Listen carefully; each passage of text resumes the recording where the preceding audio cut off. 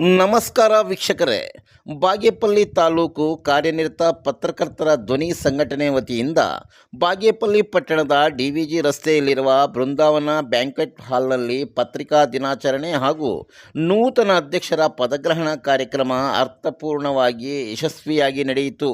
ಕಾರ್ಯಕ್ರಮದ ಅಧ್ಯಕ್ಷತೆಯನ್ನು BA ಬಾಬಾಜಾನ್ ರವರು ವಹಿಸಿದ್ದು, ಕಾರ್ಯಕ್ರಮದ ಆಶಯ ಭಾಷಣವನ್ನು ಕರ್ನಾಟಕ ಕಾರ್ಯನಿರತ ಪತ್ರಕರ್ತರ ಧ್ವನಿ ಸಂಘಟನೆಯ ಸಂಸ್ಥಾಪಕ ರಾಜ್ಯಾಧ್ಯಕ್ಷರಾದ ಬಂಗ್ಲೆ ಮಲ್ಲಿಕಾರ್ಜುನ್ ರವರು ನುಡಿದರು.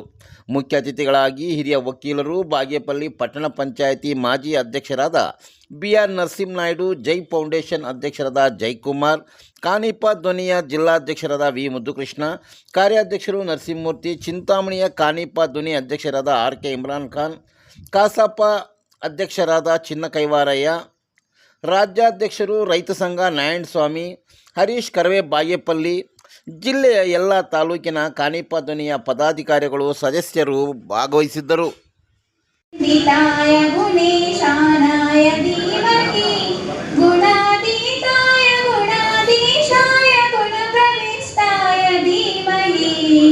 एकदन्ताय वक्रतुण्डाय गौरीतनयाय धीमहि गजेशानाय बालचन्द्राय श्रीगणेशाय धीमहि एकदन्ताय वक्रतुण्डाय गौरीतनयाय धीमहि गजेशानाय बालचन्द्राय श्रीगणेशाय धीमहि.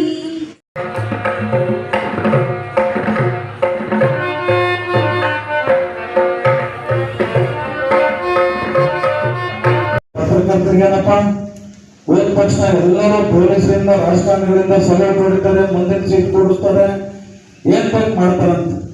ಆದ್ರೆ ಹಿಂದೆ ಇರೋಂಥ ನೋವುಗಳು ಬಹಳಷ್ಟು ವಿಷಾದ ನಮಗೆ.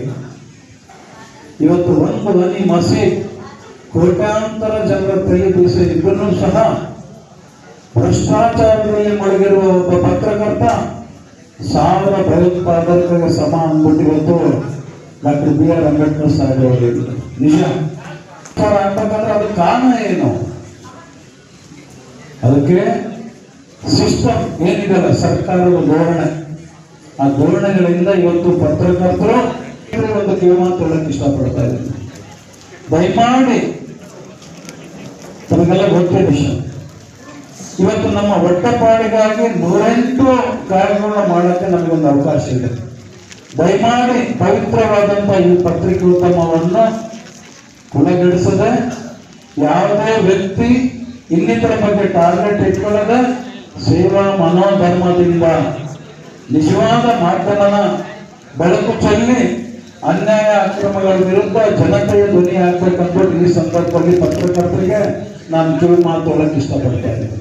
ಇದ್ರ ಜೊತೆಗೆ ಇವತ್ತು ವೇದಿಕೆಯಲ್ಲಿ ಬಹಳಷ್ಟು ನಾವು ಗಣ್ಯಾತಿ ಗಣ್ಯರಿದ್ದೀವಿ. ನಿಜ, ಇಷ್ಟು ಗಣ್ಯಾತಿ ಗಣ್ಯರಿಗೆ ನಮಗೆ ಒಂದು ಗೌರವ, ನಮ್ಮದೇ ಆದಂತ ಒಂದು ಅದಕ್ಕೆ ಉನ್ನತಿ ಬೇಕಾಯ್ತಂದ್ರೆ ನೀವಿದ್ರೆ ಮಾತ್ರ ಈ ಒಂದು ವೇದಿಕೆಗೆ ಗೌರವ ಅಂತ ಹೇಳ್ತಾ, ನಮ್ಮಕ್ಕಿಂತ ಈ ವೇದಿಕೆಗಿನ ಹೆಚ್ಚಿನ ಬುದ್ಧಿವಂತರು, ಹಿರಿಯರು, ಜ್ಞಾನಿಗಳು ಮುಂದೆನೂ ಇರುವಂತ ಈ ಸಂದರ್ಭದಲ್ಲಿ ತಮ್ಮ ಹಾಗೂ ವೇದಿಕೆ ಮುಖಾಂತರ ಗಮನ ತರ್ತಾ ಇದೆ. ಇದ್ರ ಜೊತೆಯಾಗಿ ಹಿಂದುಳಿದ ಜನಾಂಗವನ್ನು ಸಂಘಟನೆ ಮಾಡಿಕೊಂಡು ಜೊತೆಯಲ್ಲಿ ಕೆಲಸ ಮಾಡ್ತಾರೆ.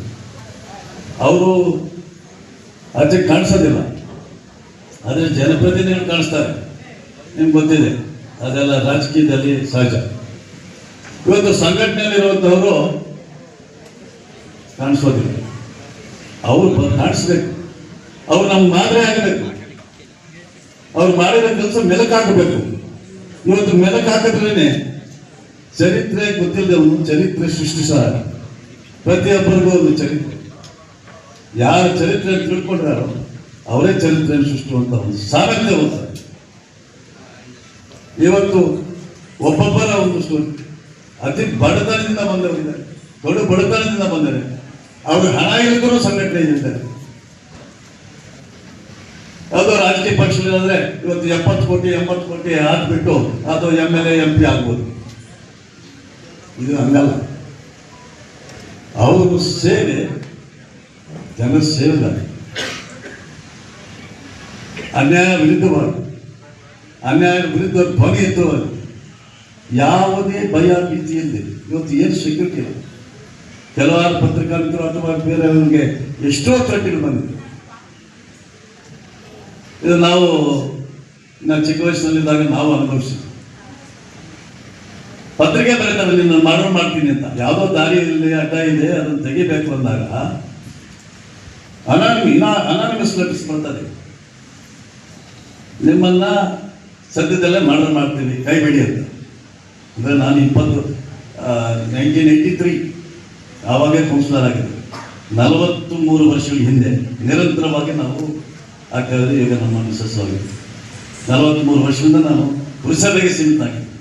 ಅಧ್ಯಕ್ಷನಾಗಿ, ನಮ್ಮ ಉಪಾಧ್ಯಕ್ಷನಾಗಿ ಸಂಘಟನೆಗಳಿದ್ದೀನಿ. ನಾನು ಸಾಹಿತ್ಯ ಪರಿಷತ್ನಾಗಿದೆ, ಡ್ರೈವರ್ಸ್ ಅಸೋಸಿಯೇಟ್ ಆಗಿದೆ, ಡ್ರೈವರ್ಸ್ ಅಸೋಸಿಯೇಟ್ ಅಧ್ಯಕ್ಷನಾಗಿದೆ. ನಾನು ಯಾಕೆ ನಮ್ಮದೇ ಸಂಘಟನೆ ಬಗ್ಗೆ ನನಗೆ ನಾಚಿಕೆ ಇಲ್ಲ. ಡ್ರೈವರ್ಸ್ ಅಸೋಸಿಯೇಟ್ ಬಗ್ಗೆ ನಮ್ಮ ಲೇಬರ್ಸ್ ಇದನ್ನೆಲ್ಲ ರಿಜಿಸ್ಟ್ರೇಷನ್ ಮಾಡಿ ಅವ್ರಿಗೇನೋ ಒಂದು ಅನುಕೂಲ ಮಾಡಬೇಕು. ಆ ಮನೋಭಾವ ಉಂಟು, ಆ ತತ್ವ ಇರಬೇಕು ಮನಸ್ಸಿನಲ್ಲಿ, ಸಹಾಯ ಮಾಡುವ ತತ್ವ. ಸಂಘಟನೆ ಅಂದರೆ ಕೇವಲ ಬೇರೆ ಮಾತಾಡ್ತಾರೆ ರೋಲ್ ಕಾಲ್ ಅಂತ. ನನಗೆ ಕೇಳಿದ್ರೆ ಅದನ್ನು ಟೆನ್ಷನ್ ಆಗಿದೆ. ಏನು ರೋಲ್ ಕಾಲ್? ರೋಲ್ ಕಾಲ್ ಅಂದರೆ ಏನು? ರೋಲ್ ಕಾಲ್ ಮಾಡ್ತಾ ಇರೋರು ಅಧಿಕಾರಿಗಳು. ಇವತ್ತು ಒಂದು ಖಾತೆಗೆ ಆಗ್ಬೇಕಾದ್ರೆ 30,000 20,000 ತಗೊಳ್ತಾರೆ ಅಧಿಕಾರಿಗಳು. ಈ ಖಾತೆ ಅದು ರೋಲ್ ಕಾಲ್. ಅವರೆಲ್ಲ ದೊಡ್ಡವರು.